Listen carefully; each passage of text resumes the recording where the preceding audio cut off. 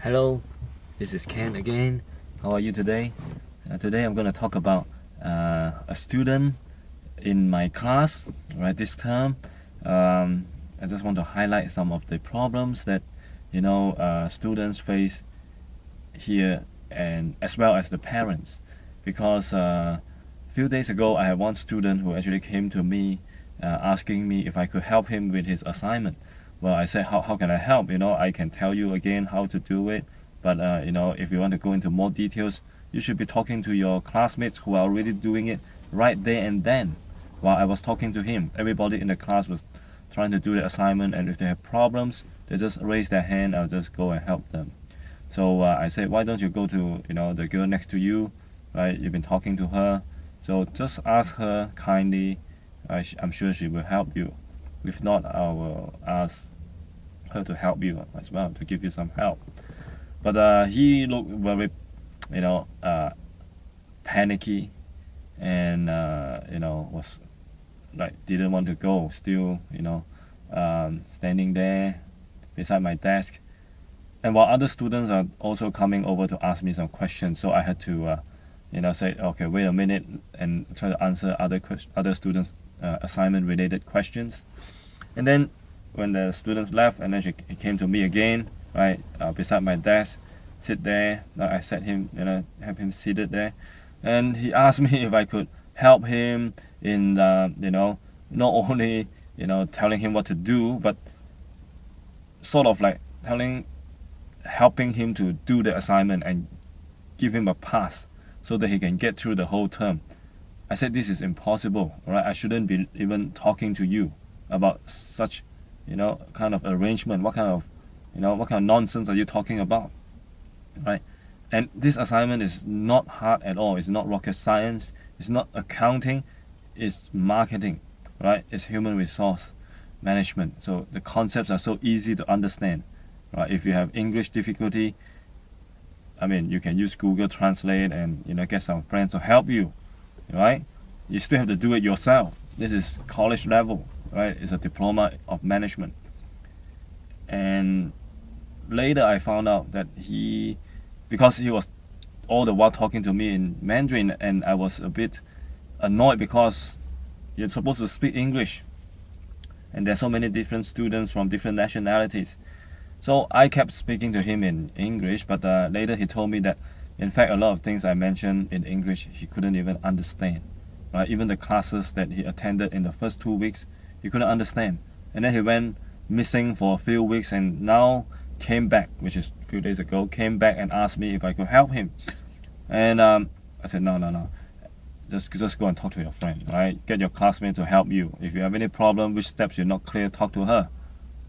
And he said that, sir, if you don't help me, I still have to go out there and get someone to, do my assignment for me, and that's gonna cost me $1,000, blah blah blah, and I'm gonna spend that money anyway. So his kind of logic is like, I have $1,000 to spend here. Hey, if you don't take it, somebody else will. So I thought I might as well offer this to you. I look at him in the face, I look at him in the eyes. I just shook my head. I can't, with disbelief, and and he knew what I meant. He went back, all right, a bit disappointed, but that's all I could say. That's all I could respond, and I could have even, reported him there and then, you see, but then he would be in trouble, right? So I said I shouldn't be even listening to what you're saying here. He said that before I even, he said, let me finish first, and then you can decide whether you can accept or reject. I said, I'm not going to reject at the end of what you say, because I'm not supposed to be even listening to this. You're not even supposed to be talking about this to me, right? This is not deal making here. Not in the classroom, not anywhere, right? Not with the teacher, not with the student. So why do I say all this out, right? It's an inconvenient truth, right? Many people try to ignore it, right? Many people pretend that it doesn't happen, right? But it's happening all the time, right? We heard this from our colleagues in the meetings, right? And this is not the first time it happened to me, and not only in this place but also in other institutions as well, right? It's terrible, right? All students from all backgrounds, right? Whether from Asia or from Europe, from India, South Asia, South America, right? I mean, I heard all these things from my colleagues as well. So I have this thing to say to, I put up this video. I want to reach out to a lot of parents who are really planning to, send their kids overseas, right, with their hard-earned money. I mean, if you're super rich, you can ignore this video. It's none of my business how you want to spend your money or waste it, right? And really, it doesn't concern me. But if you think that you are spending a big chunk of your retirement savings, right, on to your children's education in some foreign countries like in Australia, right, where the exchange rate is highly unfavorable, right, I think you have to, think carefully, right, and carefully assess, the potential of your child, right? Does he or she has the self-discipline, right, to go through the routine every day until he finishes the whole degree or the whole diploma, right? Does he have the financial discipline, right, to spend, right, properly, not on karaoke, shopping sprees, and things like that? Because end of the day, if you do that, right, your kids can be telling you all kinds of excuses why they need to spend that kind of money, and you really wouldn't want to risk, their safety by not, their safety or whatever, right? Or it's just not comforting to know that your kid won $2,000 and you refuse to give it to him, and you really worry what he will do, right? He might do all kinds of job, meet all kind of bad people, and things like that, just for the money. So usually, like, if you are rich enough to send them overseas, right, you also have some money for them, the pocket money and things like that, right? Emergency or whatever purposes, you have a sum of money in the bank ready for them to use. So this student that I talked to, right, he said that he was one of the reasons he was been absent for so many weeks was he was trying to move to a new place. I mean, obviously it's an excuse. How can you take weeks to move, But anyway, he said that he bought an apartment unit, right, off the plan back in February this year, right, and he had to pay $600,000 for an apartment in one of the streets in the city, in Melbourne City, newly built apartment block, has some 8 in the street number, I don't know, 888 or 88 or whatever, right, and then ABC Street, right, and it has 2 bedrooms and 1 living room, 1 bath, but the place is so small that you can hardly walk, after you put in a queen size bed, right, in his master bedroom. And he was immediately disappointed to see that apartment that he had bought, right, because he had to buy off the plan. He's not a permanent resident, and his parents is super rich, so he got he paid more than $600,000 for that, which I think is way overpriced. And where did he bought it? He bought it from one of the Chinese developers, and he said that, wow, this is terrible. This Chinese developer, have this, quality that is so appalling, But he believed this developer had bought it. And why did he believe this developer? Because this developer actually, marketed themselves as a, always, introduce and try to sell properties in educational, informational, how to get rich like me, kind of seminars. Looks like a bit educational as well, telling you the economic outlook, blah blah blah, right, with the underlying intention to really just sell you the property. right? So he would recruit a lot of young people, right, and train them, right, to do property marketing.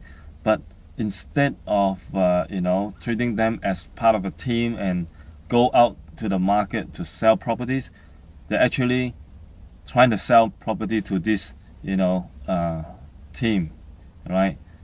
These young guns, the young uni graduates or uni students or anybody, mostly Chinese, Asians, right, whose English aren't very good because most of the seminars are conducted in Mandarin. So they really have very little options in their career or so many different things. So, and property seems to be the way to go because everybody needs property, but they didn't realize that this property is mainly marketed to the Chinese people, right, to the Asian communities, because the locals will not buy it. The locals are locals. Being locals, they can buy many other different types of properties whose price are much more reflective of the market price at that particular moment.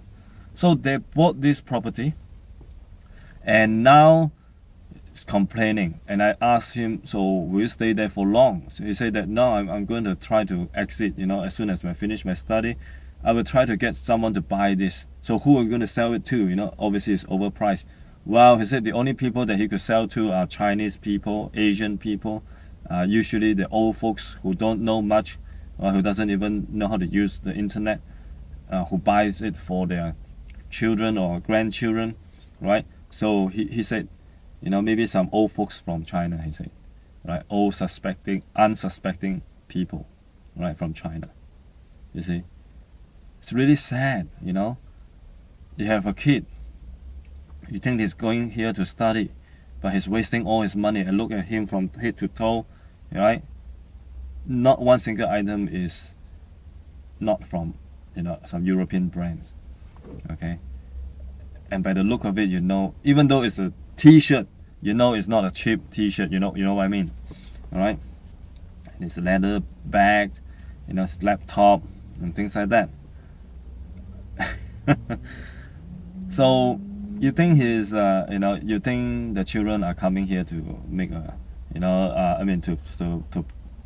to live out a good future.